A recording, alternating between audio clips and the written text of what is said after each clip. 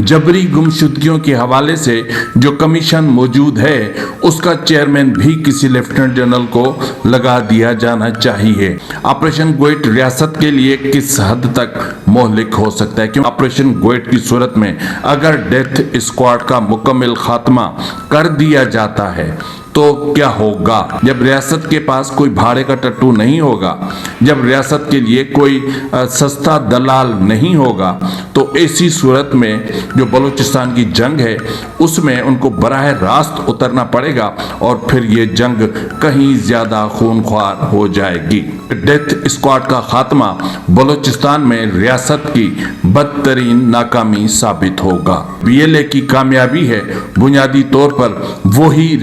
बलूचिस्तान में रियासत की नाकामी का सबब बनेगी।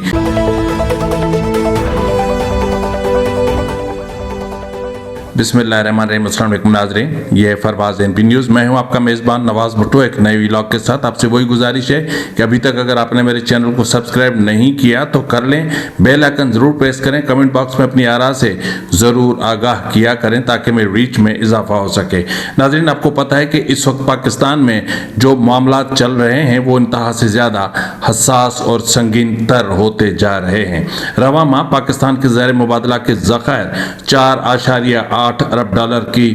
कमी इसमें हो जाएगी, यानी 3.5 बिलियन डॉलर जो UAE को वापस करने हैं। उसके बाद पाकिस्तान के ज़र मुबादला के ज़खायर पर और ज़्यादा दबाव बढ़ जाएगा। यूरो बॉन्ड की अदायगी के लिए 1.3 अरब डॉलर भी अदा करने हैं, यानी पाकिस्तान के पास सिर्फ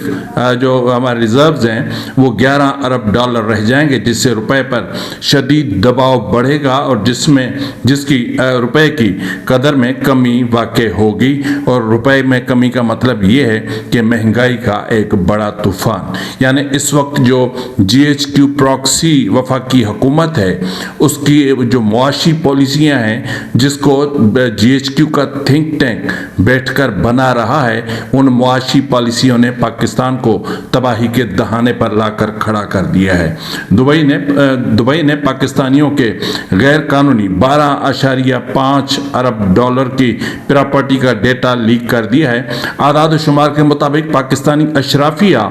और 12 से ज़ायद जनरल समेत तकरीबन 17,000 पाकिस्तानियों ने दुबई में यानी UAE में 23,000 जायदादें खरीद रखी हैं। यानी ज़र मुबादला के इस वक्त जो हमारे ज़खायर हैं उनकी बात करें तो उससे कहीं ज़्यादा तो पाकिस्तानियों का जो पैसा है वो UAE में पड़ा हुआ है, जबकि लंदन, स्विस, अमेरिका, कनाडा और दीगर ममालिक के अकाउंट्स अलग हैं। अच्छा, अगर हम बात करें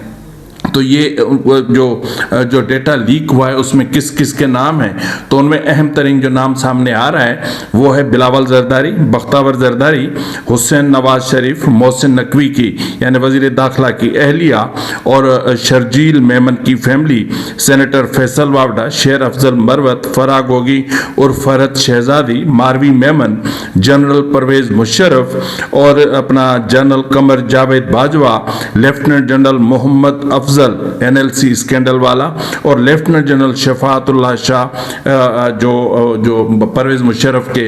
MS थे। उसके अलावा जनरल राहिल शरीफ, जनरल अशफाक कियानी, साबिक DG IAS है, नदीम अंजुम के अलावा दीगर के नाम भी शामिल आ रहे हैं, जिसमें मीडिया हाउसेस के मालकान भी शामिल हैं। तो इस वक्त ये जो कुछ चल रहा है या जिस अंदाज में ये सब कुछ हो रहा है, ये एक नाकाम पॉलिसी का एक जो हमारी नाकाम माशी पॉलिसी है ये उसकी एक झलक है। इस वक्त तक आपको शायद अंदाज़ा नहीं है कि पाकिस्तान को जिस अंदाज में पाकिस्तान की मिलिट्री इस्टेब्लिशमेंट ने फतह किया है, तो वो जो सिचुएशन है वो एक अलग सवाल बनी हुई है। जिस तरह मिसाल के तौर पर इस वक्त की अगर मैं बात करूं तो chairman PTA major general retired Hafeezur Rehman, chairman NADRA lieutenant general Mohammad Munir अफसर,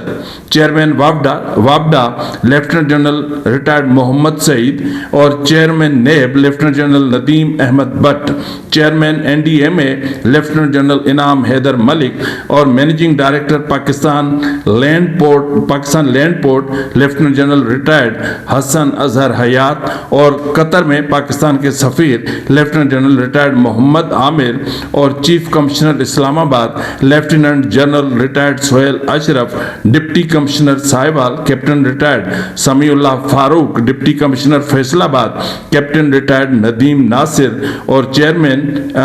PPSC lieutenant general retired Mohammad Abdul Aziz और chairman CSS lieutenant general retired Akhtar Nawaz Satti. आप अंदाज़ा करें कि जिस अंदाज में जो फौजी अफसरान हैं, रिटायर्ड फौजी अफसरान, उनको जिस अंदाज में तैनात किया जा रहा है या जिस अंदाज में उनकी भर्तियां की जा रही हैं, इस हवाले से ये जो कुछ मैंने आपको बताया उसकी एक वजह है। वजह यह है कि मैं चाहता हूं कि पाकिस्तान में जबरी गुमशुदगियों के हवाले से जो कमीशन मौजूद है उसका चेयरमैन भी किसी लेफ्टिनेंट जनरल को लगा दिया जाना चाहिए, इसलिए कि इस वक्त जो जबरी गुमशुदगियों के हवाले से कमीशन मौजूद है उसमें वो एक नुमाइशी किस्म का कमीशन है, जिसका मतलब दुनिया को और इंसानी हकूक़ के इदारों की आंखों में धूल झोंकना है। पिछले दिनों गुज़िश्ता रोज़ जो कुछ हुआ वो मेरे लिए हैरान कुन तो नहीं था, लेकिन मैं आपको कुछ 2-3 नाम आपके सामने रखता हूँ। फ़हीम सुलेमानी वल्द मोहम्मद उस्मान, जिसको 1 मार्च 2026 को लापता किया गया और 21 मार्च को वो अपना बाजियाब हुए। इसी तरह हयात बीबी को खुजदार से 20 फरवरी 2026 को लापता किया गया और अपना रिसेंट गुज़िश्ता रोज़ जो है वो अपना बाजियाब हुई। इसी तरह नाजिम वल्द हमीद को 8 दिसंबर 2025 को लापता किया गया और 20 मार्च 2026 को वो बाजियाब हुए। यासिर हमीद वल्द गुलाम मोहम्मद 5 जून 2023 को उन्हें लापता किया गया और 18 मार्च 2026 को वो लापता हुए अपना बाजियाब हुए। नवीद अहमद वल्द अब्दुल रशीद 29 अप्रैल 2023 को लापता हुए या लापता किया गया, 18 मार्च 2026 को वो बाजियाब हुए। लेकिन अफसोस की बात यह है कि मैं बार बार एक चीज़ कहता हूं कि आखिर क्या वजह है कि कमीशन जो जबरी गुमशुदगी का शिकार होने के बाद लोग बाजियाब होते हैं, उनके पास जाकर उनसे क्यों नहीं पूछता कि वो किसके पास थे, उनको किसने रखा हुआ था, वो किसकी असीरी में थे, किन की बैरिक्स में थे या सेल्फ डिसअपियरेंस में थे। कुछ तो पता चलना चाहिए ना, हकायक को सामने आना चाहिए और हकायक तभी सामने आ सकते हैं जब जबरी गुमशुदगियों के हवाले से कमीशन लापता होने वाले अफराद के वो जो बाजियाब होते हैं उनको इंट्रोगेट करेगा, उनको इंटरव्यू करेगा। लेकिन मैं समझता हूं कि जिस कमीशन के पास लापता अफराद को पेश करने के जो नोटिस होते हैं उनकी तामील का अख्तियार नहीं है, तो वो कमीशन कैसे, किस अंदाज में या किस तरह या किस अख्तियार के साथ जाकर के उन लापता अफराद से इंटरव्यू करेगा जो बाजियाब हुए हैं। लेकिन मैं समझता हूं कि होना ये चाहिए कि जो कमीशन बना हुआ है उसको चाहिए कि वो सबसे पहले तो उन जो उनके बायलाज हैं या जो उनके SOPs हैं, उन SOPs को तब्दील करे ताकि कम से कम जो मसाइल हैं वो हल की तरफ जा सके। अगर आप ऐसा नहीं कर सकते और एक नुमाइशी कमीशन आपने रखना है तो फिर इसका चेयरमैन कोई ना कोई लेफ्टिनेंट जनरल ज़रूर बिठा दिया जाना चाहिए। लेकिन एक और यहाँ पर फिर मुझे डॉक्टर महरंग बलोच की एक बात याद आती है कि एक फौजी जो होता है, सिपाही,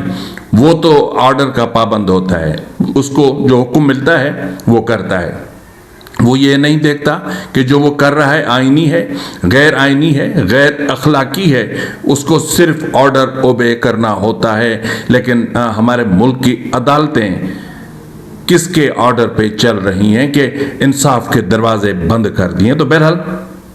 डॉक्टर महारंग की बात निकली ही है तो फिर यहाँ मैं ये जरूर कहता चलूंगा, हुकूक की जंग लड़ने वाले आज तन्हा होकर रह गए हैं। सियासी जमातों और बार एसोसिएशंस को जो उनकी रिहाई के हवाले से किरदार अदा करना चाहिए था वो नहीं कर रही, जिसके बायस उनकी मुश्किलात में मुतवातिर इजाफा देखा जा रहा है। डॉक्टर महारंग बलोच अलील हैं और अपना सिबगतुल्लाह शाह जी वो अपना बीबर बलोच वो शदीद अलील हैं, उनको बहुत मुश्किलात का सामना है। लेकिन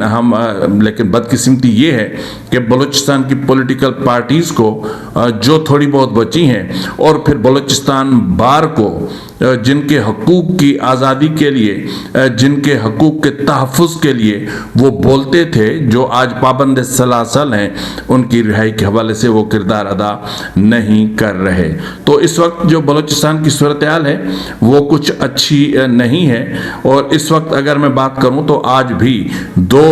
जो है वो लापता अफराद की लाशें बरामद हुई हैं। केच के इलाके तुर्बत से एक जबरी लापता नौजवान की लाश बरामद हुई है। लाश की शनाख्त शेह हक वल्द शेह हक बलोच वल्द रहीम बख्श सिकना मीनाज बुलेदा से हुई है। इसे 31 मार्च 2026 को तुर्बत से रियासती इदारों ने जबरी तौर पर लापता किया था। अफसर से एक और शख्स की लाश बरामद हुई है, जिसकी शनाख्त अल्लाह बख्श वल्द सौगात सिकना जोसक के नाम से हुई है। पुलिस के मुताबिक मकतूल को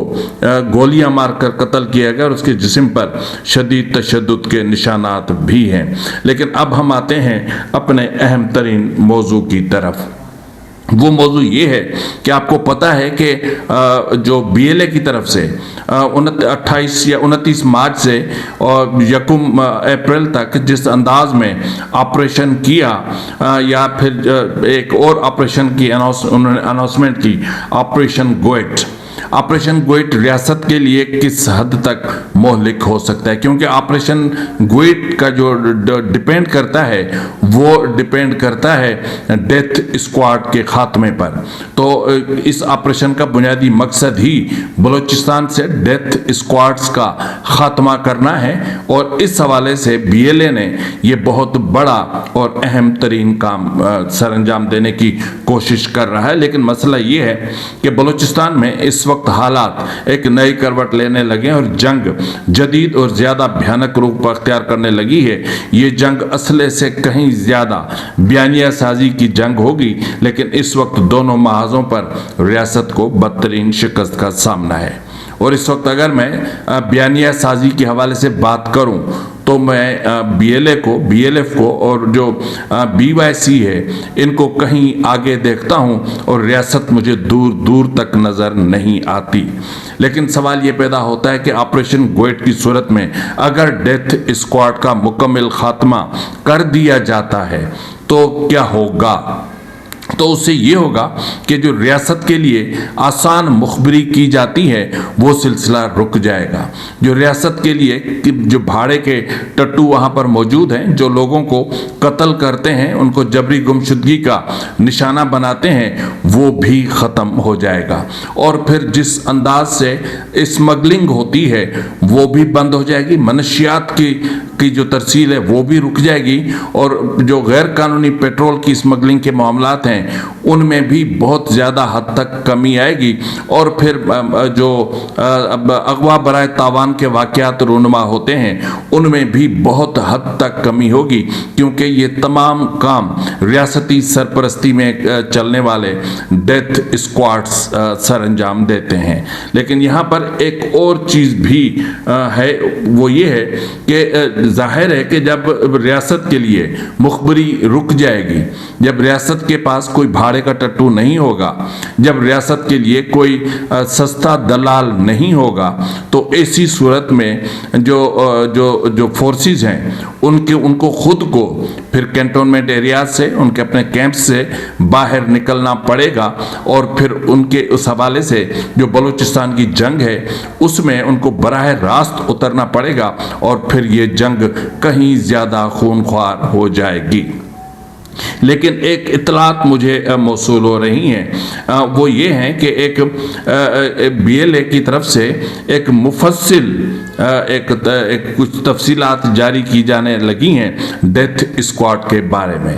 کہ اس وقت کس کس شہر میں کون کون سے اور کتنے ڈیتھ اسکواڈ کے کارندے کس کس کی سرپرستی میں کام کر رہے ہیں، جس طرح شفیق مینگل کی سرپرستی میں، یا پھر جو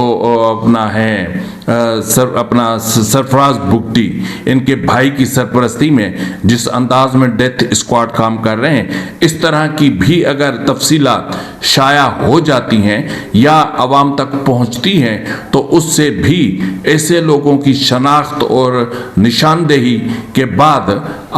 جو نوجوان ہیں، بلوچ نوجوان جو اس وقت ڈیتھ اسکواڈ کے ہاتھوں شدید وکٹمائز ہو رہا ہے، وہ اپنا دفاع کافی حد تک کرنے میں کامیاب رہے گا۔ لیکن میں سمجھتا ہوں کہ ڈیتھ اسکواڈ کا خاتمہ بلوچستان میں ریاست کی بدترین ناکامی ثابت ہوگا۔ ڈیتھ اسکواڈ کے خاتمے سے یا پھر جو مخبری کا ایک نیٹ ورک پھیلا ہوا ہے بلوچستان میں، اس کے خاتمے کے بعد بلوچستان میں ریاست کے لیے کام کرنا بہت مشکل ہو جائے گا، بلکہ ریاست میں پاؤں جمانے کی کوشش کرنا بھی بہت مشکل ہو جائے گا۔ اور جس انداز میں بلوچستان کو ریاست نے اپنی کالونی بنایا ہوا ہے اور بلوچستان کے خزانوں کو، بلوچستان کی معدنیات کو، بلوچستان کے ذخائر کو لوٹ کر اور دبئی میں اور دیگر ممالک میں پراپرٹیز خریدی جا رہی ہیں، اس سلسلے کو بھی روکا جا سکے گا۔ اور یہ بہت کوئی اتنا مشکل کام نہیں، لیکن BLA نے یہ جو بیڑا اٹھایا ہے، اس میں جو BLA کی کامیابی ہے بنیادی طور پر وہی بلوچستان میں ریاست کی ناکامی کا سبب بنے گی، یعنی ڈیتھ اسکواڈ کا خاتمہ بلوچستان میں ریاست کی ناکامی کی بہت بڑی اور ایک اہم کامیابی ہوگی BLA کے لیے۔ فی الوقت کے لیے اتنا ہی، ملتے ہیں اگلے پروگرام میں، تب تک اجازت دیجیے، فی امان اللہ۔